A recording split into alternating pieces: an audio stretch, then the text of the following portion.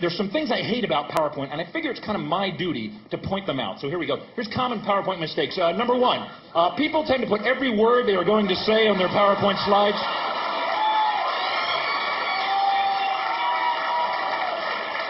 Although this eliminates the need to memorize your talk, ultimately this makes your slides crowded, wordy, and boring.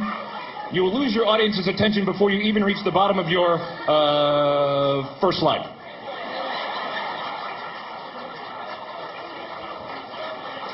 Please don't do that anymore, please. Number two, most common. Many people do not run spell check. Big mistake. Nothing makes you look stupider than spelling errors. If it's got a red line under it, recheck the spelling. And finally, I hate this. Avoid excessive bullet pointing. Only bullet key points. Too many bullet points, and your key messages will not stand out. In fact, the term bullet point comes from people firing guns at annoying presenters.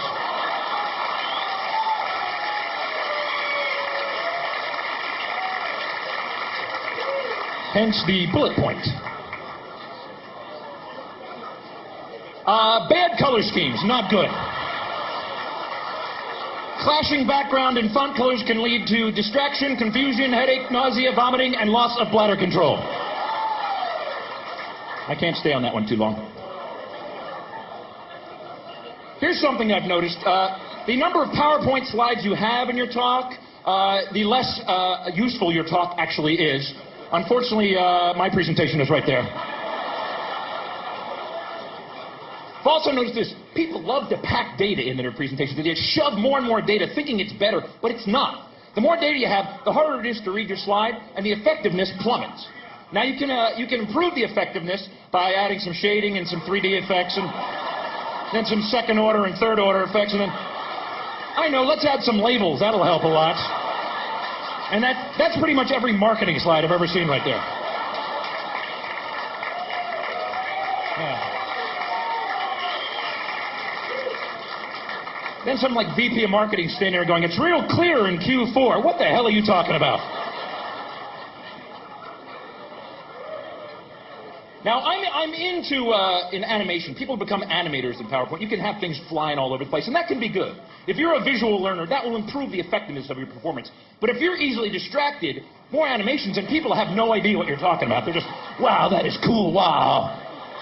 And there's regions here, by the way. There's the simple but effective region. There's the active but confusing, the effective but boring, the active but ineffective, the dull but static region, the busy but useless, the ADD only region, the useful but amusing, the stupid but confusing, the dull triangle, the hyper triangle, the sleepy square, the dizzying pentagon, and everything else I just call pointless motion.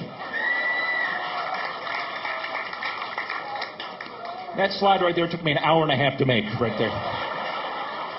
PowerPoint can just suck the life out of you. It's amazing.